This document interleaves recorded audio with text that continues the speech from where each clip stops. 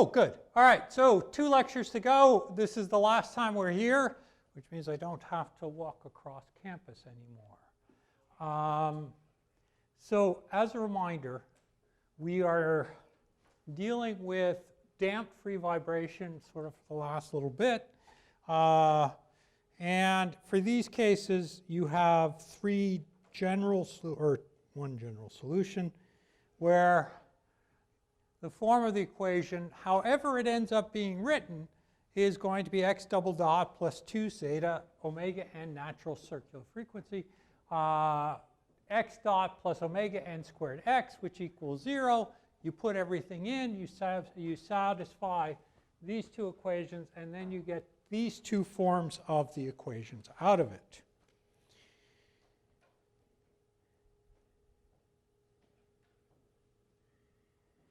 And if you solve through, then you can solve for that. You end up with a set of solutions for different zetas, and I'll look at an example where I do overdamped and underdamped today as part of this. But that's about it. It's a standard form. You have to write out your free body diagram. You have to write your solutions out. Once you do that, you're done. Okay, there we go.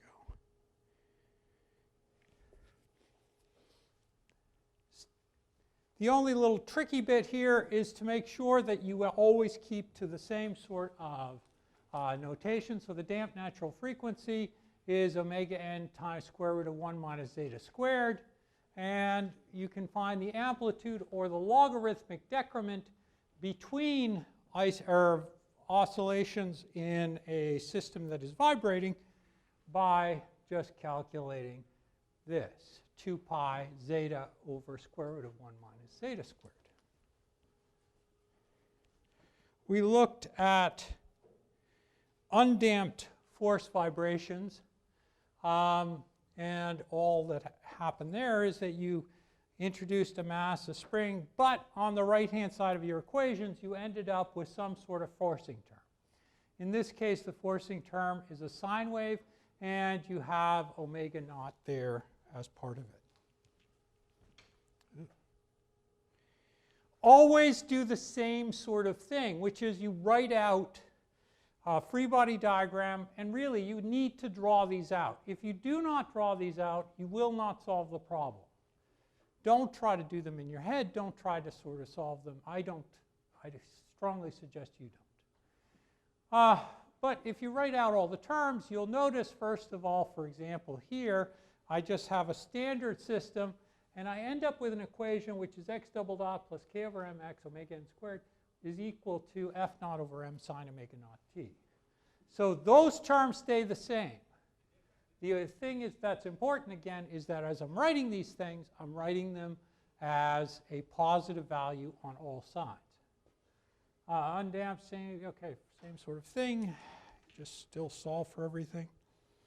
You end up calculating what your constants are, and then you kind of get particular solutions that look like this, which is omega naught is your forcing frequency, f naught over k is sort of the magnitude of the force divided by the spring term, 1 minus omega over omega n squared. And you know at this point that things get a little bit wonky when omega equals omega n, in which case that term goes to 1 and the denominator goes to 0. And so you'll remember the magnification factor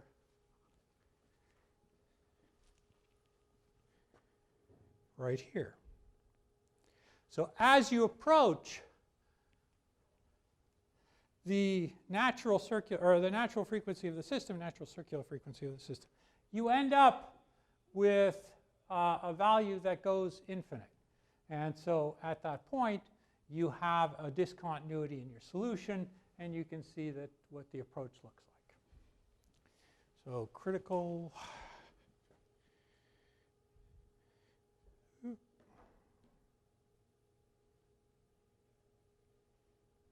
Oh, and today I may do that, which will end up everything, or end everything. Okay. I have a system that looks like this. It's a uniform bar of mass m and length L is attached to a slider pinned at point O. So O is at the top, center of the yellow dot. Mass and L are the length and the mass of this rod.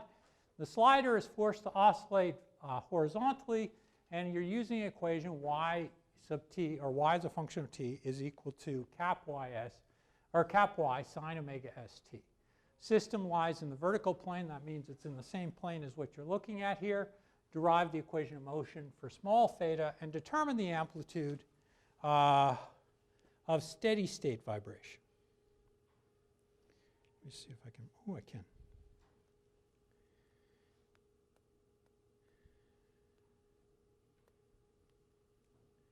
So again, oh no, I didn't want to do that. I'm going to use a strange coordinate system that, if I use my right-hand rule, it sort of works out so that positive is still counterclockwise. That's why I'm using a y-axis that is located where it is. So I is down, j is to the right or left. Maybe we do.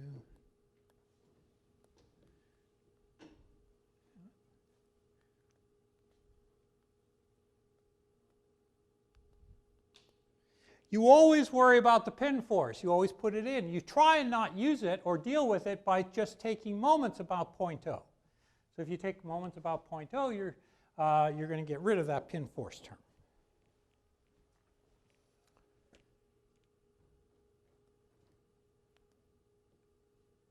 And as is the case in most of these,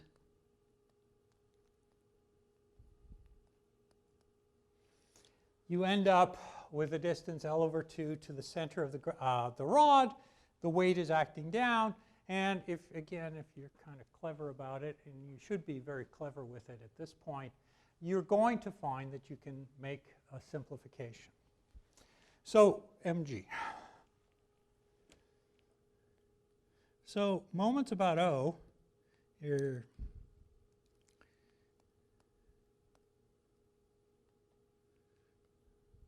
Moments about O will equal I naught alpha of the bar plus RG with respect to O cross with mass times acceleration of O. Okay, I think I got alpha of the bar. So those are all there. Okay, so for the first term, it's straightforward. That's a pin rod at point O. Okay, but I have a problem because the point of contact is also translating, and so there is a moment associated with that. If I do it about point O, and I'm going to have to say RGO cross with the acceleration of point O, which will G with respect to O.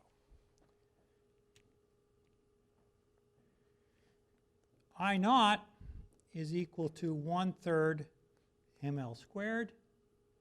And so sum of moments about O are mg L over 2, which is clockwise, which is good. That's negative. Sine theta, which equals, and I'm going to fill this out a little bit more in a second, I naught alpha of the bar. No, not yet. Plus L over 2 cos theta plus sine theta crossed with m a o x plus a o y. And I'm trying to do this right. There we go. And so it is K, I, J, and I, J. And I want to highlight that those are vectors that I'm dealing with, and it's just that additional level of complexity when looking at these problems. Cross products are really helpful here. And you should be very comfortable with cross products at this point. Let's see.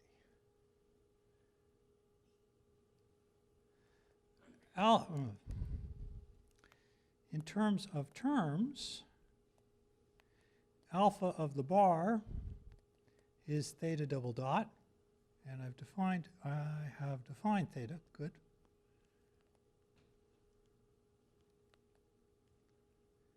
Ooh.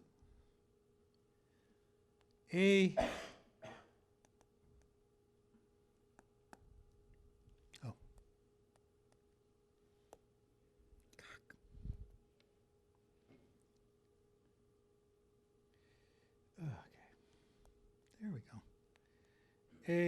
AOX is equal to 0. AOY is equal to y double dot, which equals minus y omega s squared sine omega st. So remember that I'm using kind of a weird coordinate system where y is horizontal and x is vertical, and so x has a 0 acceleration. Alpha I don't know, but it's the change in theta, AOY, AOX. All right.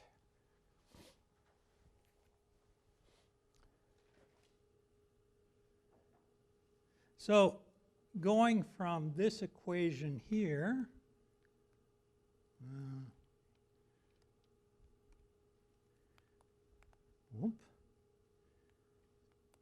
I have 1/3 ml squared theta double dot plus mg L over 2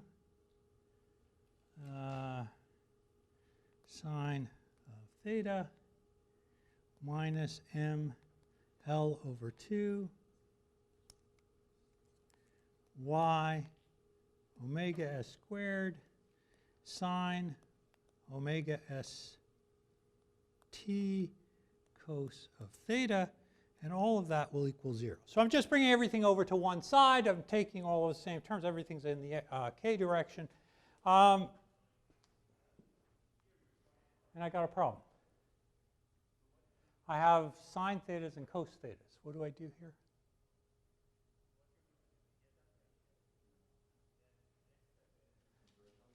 To what? Sine theta, remember, is theta as far as vibrations are concerned because it's very small vibrations. We never have big vibrations, not in this course. And so in this case right here, we can rewrite this as 1/3 ml squared theta double dot plus mg L over 2 sine theta. For small theta, we write as theta.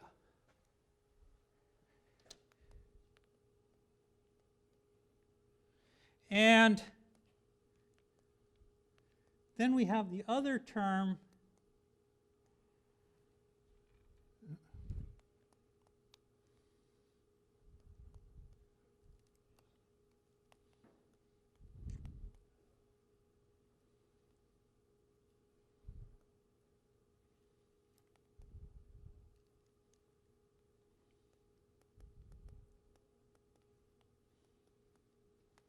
and cos theta, because it's very close to 0, is very close to 1. And if you look up online or if you plot it yourself, you can plot theta in radians versus sine theta, and you'll find that that's a pretty good approximation up until 15, 20 degrees. It sort of goes off. After that, for cos theta, it's the same thing. 1 for that. So that's my governing equation. So if I remove this from in front of that term, I get theta double dot plus 3g over 2l theta equals to 3y over 2l omega s squared sine omega st.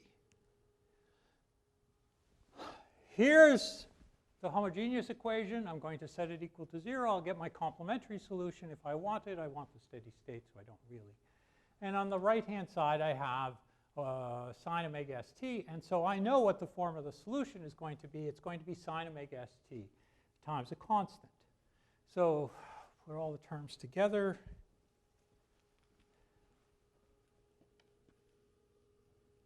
And I can say theta particular is equal to d sine omega st. So, and I do that because I know that the form of the equation, whatever it's going to be, it's going to depend on sine omega st. If I take the first derivative, second derivative, I'll have sine omega st, which cancels out, and I'll have terms in d.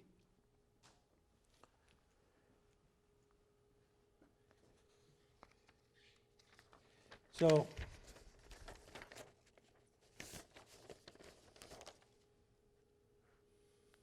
minus d omega s squared sine omega st plus 3g over 2l d sine omega st equals to 3y over 2l omega s squared sine omega s t. So now I have an equation that clearly what I'll do,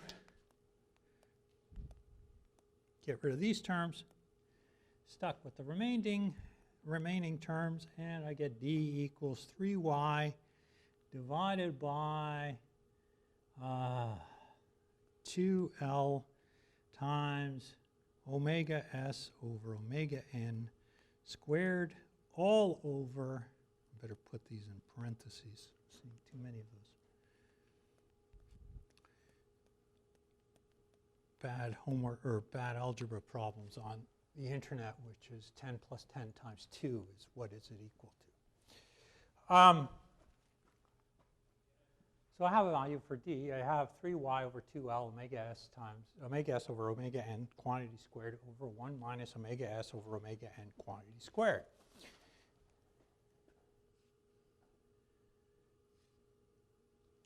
And we're recognizing that omega n squared equals 3g over 2l, and that, if it works out very well, is this. So we haven't changed anything. We're still just using the recipe book.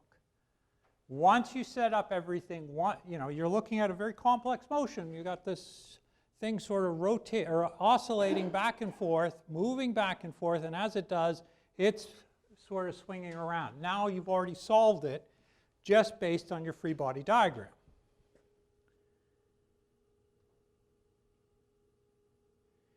So the theta amplitude is going to equal 3y divided by 2l omega s over omega n, same thing as the other one, 1 minus omega s over omega n squared, which looks an awful lot like the standard formula that you already have. Once you put everything together, once you have everything as you need it, then you're done. And you want to put a single solution together so that you can work with it.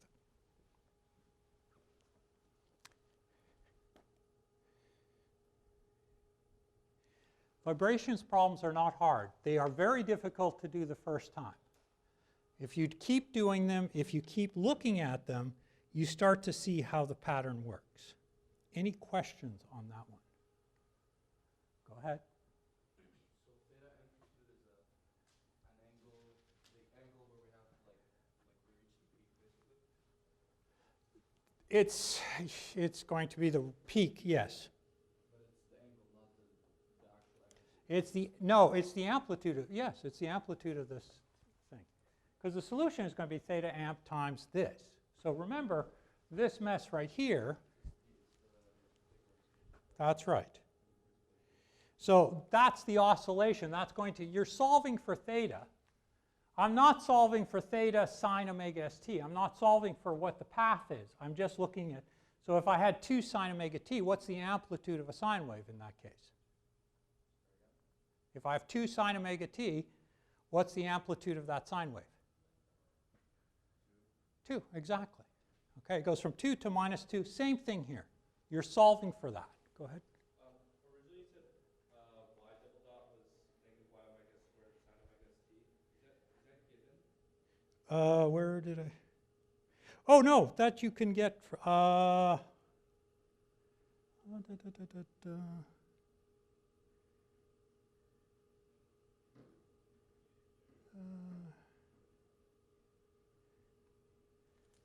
Let's see if I, did I write that correctly? Oh, yeah, okay, sorry. Yeah, it's kind of given. And I really should look at my problem at the beginning. You are given y as a function of time. So if you're given y as a function of time, you can take the derivatives twice and you will get y theta dot squared, or theta dot squared sine omega st. And that's how you're getting it. In terms of magnitude. In terms of value, it's negative. So that's just the second derivative of the position.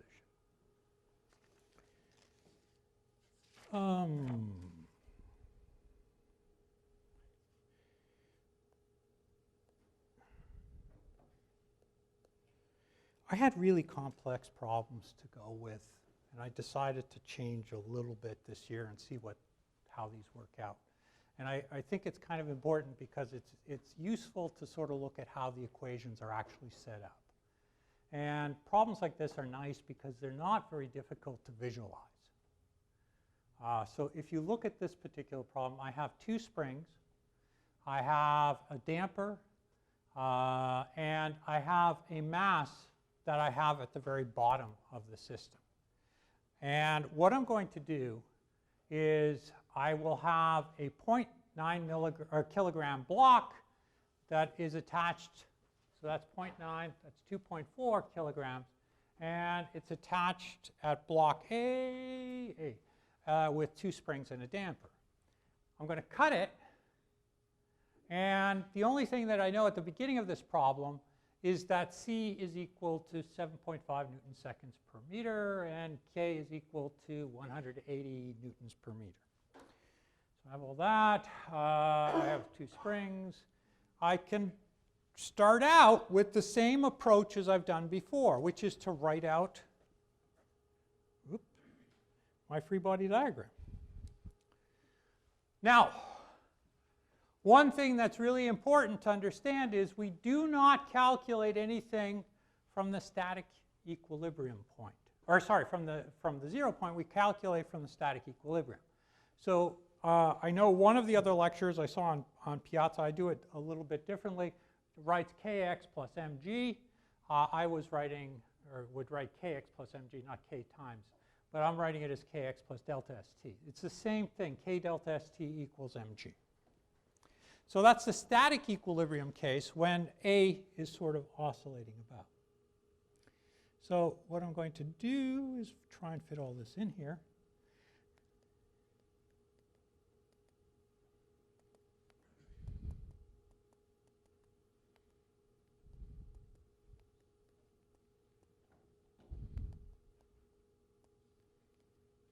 And so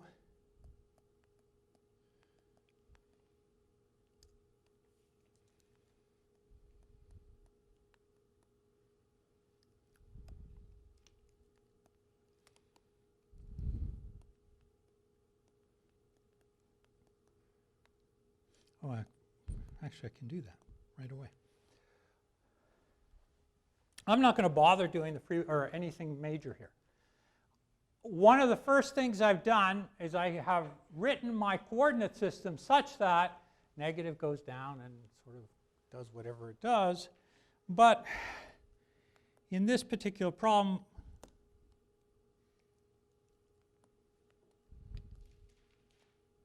I know that I'm going to get rid of the static equilibrium term. And at this point, again, you should be doing enough of these problems that you can see oh yeah, I've got this thing displaced. It somehow, it starts out at some point, but I don't have to worry about anything because that's where everything starts from.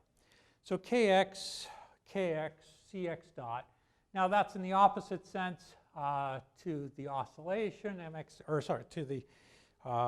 so negative, and so it ends up being mx double dot plus cx dot plus 2kx. And you end up,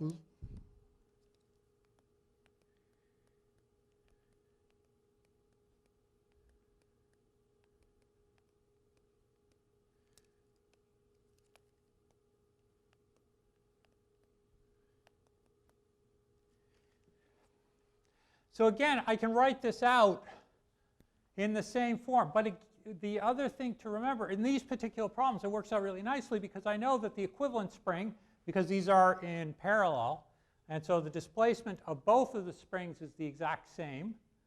And so x is always going to be the same. So it's 2k times x in this case because both of the k's are the same. This is a particle. It doesn't really have any sides, so everything displaces the same amount. Okay, so I got 2k over x, mx. I've got terms there. And I know from the text that my solution should look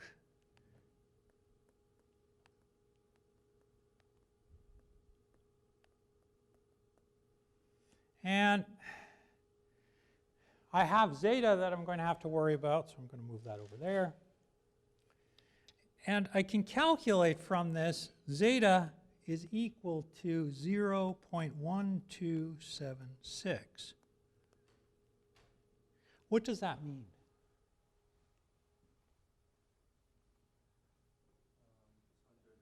It's underdamped because C over CC, or the ratio, this is really a ratio with the critical damping coefficient, is less than 1. And because it's less than 1, I already know what the form of the solution is going to be. So it's going to be a decreasing exponential. It's a decreasing exponential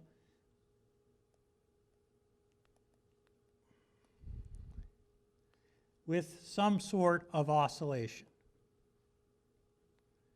And my damped natural frequency, oh, I didn't calculate omega n yet. Omega n I will calculate really quickly because I already have it, 2.5 rads per second. And my damped natural frequency, because this is very low damping, I'm not expecting to see a significant change in this number, but it sort of oscillates at 12.14 rads per second because of the damping. The natural frequency is 12.25, so there's not a big change there.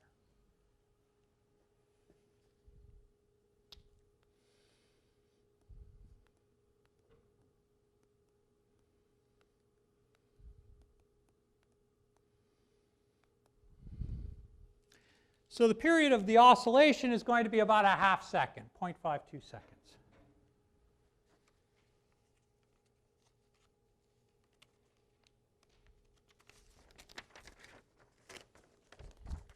You were asked to find when the minimum force occurs, and I took the trouble to plot this nicely in Wolfram alpha. And the minimum force occurs at the minimum displacement, which is going to be negative 0.018 or so. And the function that you have for this is shown here. This is the amplitude, which is the yellow line, which sort of is the envelope of that solution.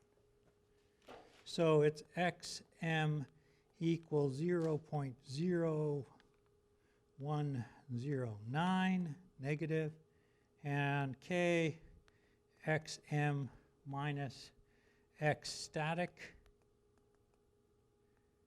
which is your force, min, is equal to 9.81 newtons, which is kind of a weird coinkydink there.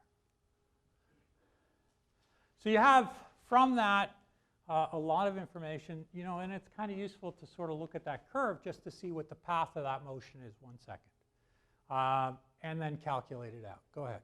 What do we expect the minimum force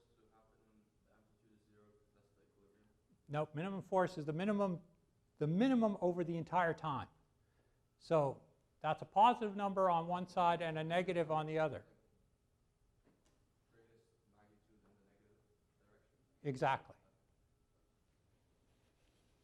So you have all of that. Otherwise, you could just put down 0, in which case it's kind of a joke problem. Ooh, no. Okay.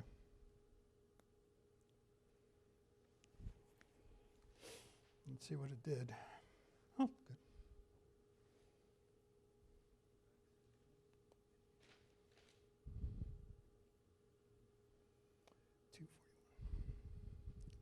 So let's do the same problem. And the same problem, but change the damping coefficient. And this is kind of useful just to sort of really highlight what the different solutions do. So same things are happening. I'm cutting that string, and when I cut the cord, B drops away, and as it drops away, A is oscillating. But the only difference here between the last one, which was 7.5 Newton meters or Newton second meters, and this one is that this value is 60.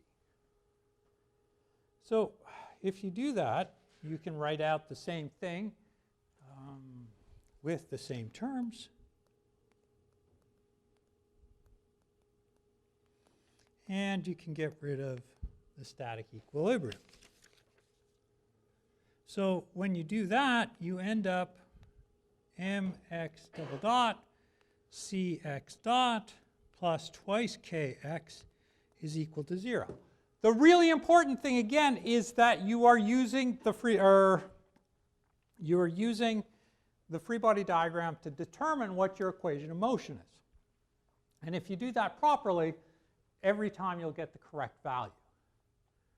So you have 2k c m, okay. And if you calculate that out, same thing, x double dot plus c over m, x double dot, or x dot, plus 2k over m, x is equal to 0, x double dot plus 2 zeta omega n x dot plus omega n squared x is equal to 0. Zeta ends up being 1.03, which in this case, again, is above 0, or above 1, and because it's above 1, it ends up being overdamped.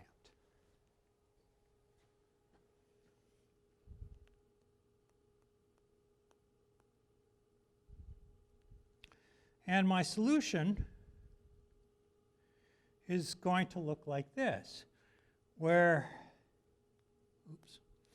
x is equal to a1 e lambda 1t plus a2 e lambda 2t. A1 is equal to, once you solve through all of it, 0.736, and A2 is equal to 0.0491 negative. Lambda 1 works out really nicely as minus 10, and lambda 2 is equal to minus 15.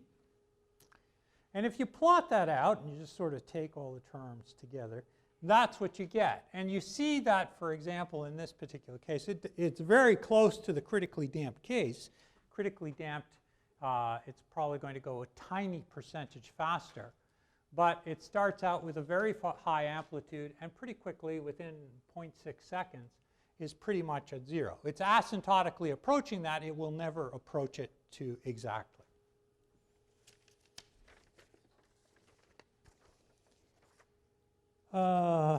Let's see, we can do.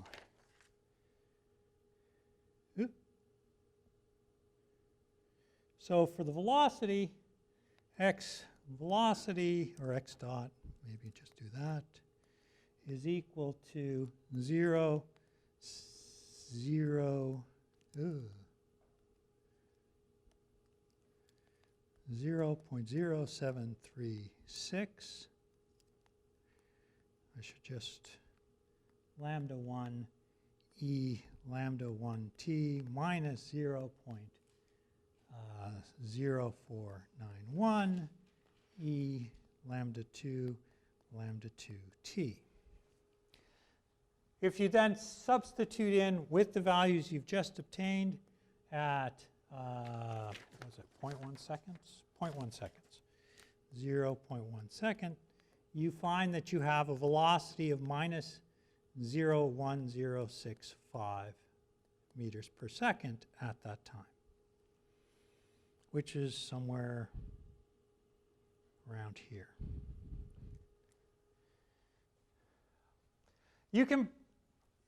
You should try and plot some of these, and just plot some of your solutions just to see how they look and make sure you're comfortable with sort of this thing. But again, nothing happens, nothing special happens after I've written out the free body diagram. I just solve the free body or I draw out the free body diagram, I put down all the necessary terms, I add them up, put them together, and I get everything that I want, and everything is fine. So it's again not analysis, it's just application. Questions on either one of these?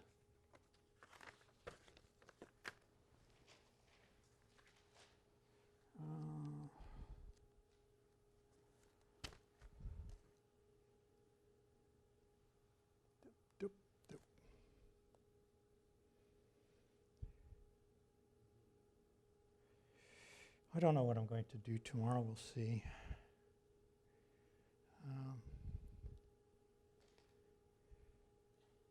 So I have a circuit, and you are so used to circuits that right now I don't even have to explain this to you.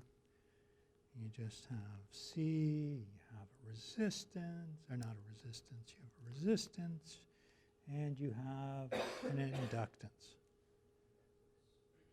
And so if you put all of it together, you have a circuit that when you write it out, and you've probably done this in ECE 110, that looks an awful lot like our forcing equations, second order ordinary differential equation, where all of the terms right there, right there, right there, look, there.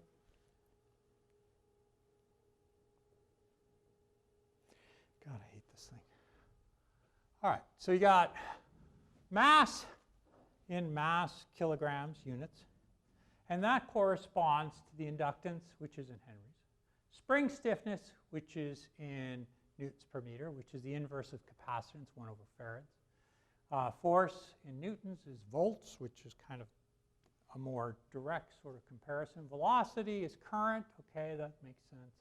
Displacement is charge, and viscous damping coefficient C is the equivalent to resistance. And all of that means something could be done that's kind of interesting. So, you know, you have in this, you have EM sine omega forcing T minus L di dt minus Ri minus charge over capacitance, which equals to 0. And you can write that equation as LQ double dot plus RQ dot plus 1 over CQ equals EM sine omega ft, which looks an awful lot like mx double dot plus cx dot plus kx is equal to f sine omega t. So if you don't have a computer, back in the 1940s, 50s, a lot of people start to look at analog computing. And analog computing is to essentially model these kinds of systems, not with very complex experiments. You can't really do it. But instead, to use circuits. And so if you look on YouTube, you'll see a whole bunch. I put a link to one of these where people were doing. It was a pretty hot topic up until the late 80s, actually, because it was faster than most supercomputing.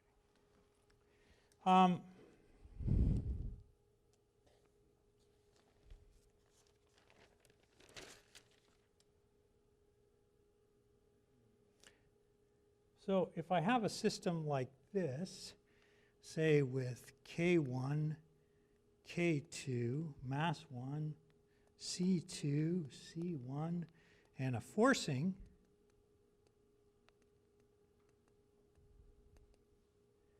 and I define x2 down and x1 down. This is not so bad today. Today I can do this type of computations on probably SolidWorks, ANSYS. You have access to tools that can do that. But to try and model this any other way with the tools they had back then, absolutely impossible. And what's interesting is to then sort of match up, and there were a lot of people doing research on this. L2, you have R2, R1, C1, C2, and E equals EM sine omega forcing T. And for the first one, you could do mx1 double dot plus c1 x1 dot plus c2 x2 minus x1, or yeah, x1 minus x2 dot plus k1 x1 plus k2 x2 minus, or x1 minus x2 is equal to 0. And that's your governing equation for this thing here. And you can see, again, if you're dealing with motion, and one thing that is, you've solved pendulum problems in the past, but one of the interesting problems to look at is a double pendulum, where you have to solve for the motion of the second pendulum relative to the first. I keep trying to figure out how I can do it as an example in this course. It's kind of a pain in the neck, actually, to do all of the steps. And it's probably not worthwhile at this stage. But on the other hand, I can do this, which is L1 Q1 double dot plus R1 Q1 dot minus Q2 dot plus Q1 over C1 plus Q1 minus Q2 over C2 is equal to 0. Oh, wait. Actually, I should say these are equal to 0. M2. Oh, I skipped a step line. See, no. M2, M1, C2, X1. Okay, I've skipped a step here.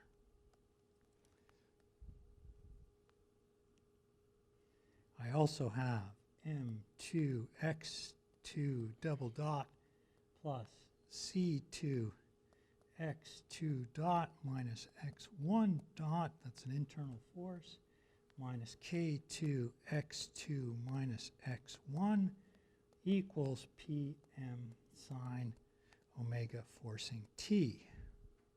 So that is my equation 1. This is my equation 2. This is my equation 3. And finally, L2 Q2 double dot plus R2 Q2 dot minus Q1 dot plus Q2 minus Q1 over C equals EM sine omega F T. And that's your fourth equation. So these are not easy to solve. Nothing is really that easy in terms of the approach. But what's interesting is that it does work really well, and people spend, so if you look at on the video, not a very exciting example, but they do projectile motion with basically the stuff at the bottom here.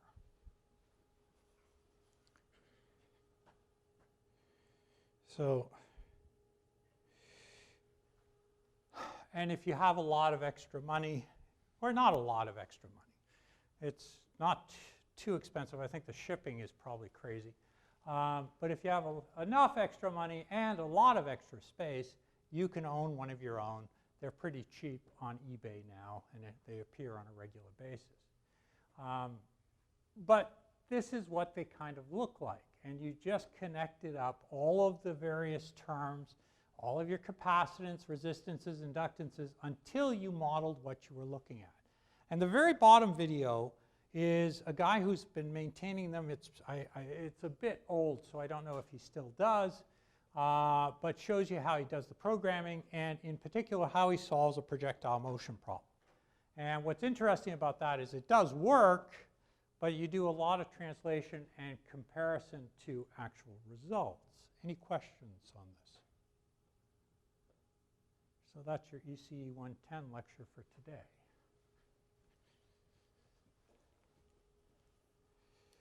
Oh.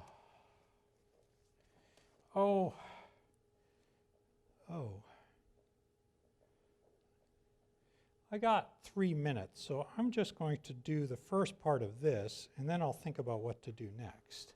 So if you've looked at the weekly announcements, this week's announcement, week 14, this week you received a 1-hour course video summary. This is the same thing. And the important thing here is that these are the equations you have looked at in this course. So you've been sum of forces equals mass times acceleration, second law. Sum of forces equals mv dvds, work energy, force, velocity, and displacement. Momentum, force equals mass times dv dt. The only change that occurred with vibration is that I rewrote that equation no longer as direct derivatives, but just as double dots. You gotta know coordinates. So all of the coordinate systems that you have used, and the accelerations and all of the translations of acceleration have been sort of gone through it. We've gone through them, and I haven't changed my unit notation on this slide, so that's something for me to do. And I'm not going to spend a lot of time on this. You have done enough of this that you are very familiar. The main point in this is all the particle stuff generally. And if you go back to Chapter 2, you will be amazed at the amount of material we covered in Chapter 2 before going to anything else. So these are constant velocity or acceleration problems, and you were given various forms of it. So velocity equals v naught plus ACT, s equals s naught plus v naught t plus v naught t 1/2 ACT squared. And finally, the other one, which you derive from this relationship over there, acceleration equals v dv ds, v squared equals v naught squared plus twice AC s minus s naught. With projectile motion, the only thing that changed is that AC is not AC, it's just minus g. And it's always acting downward. Sometimes I didn't write it that way. I just put it in and solved through for everything.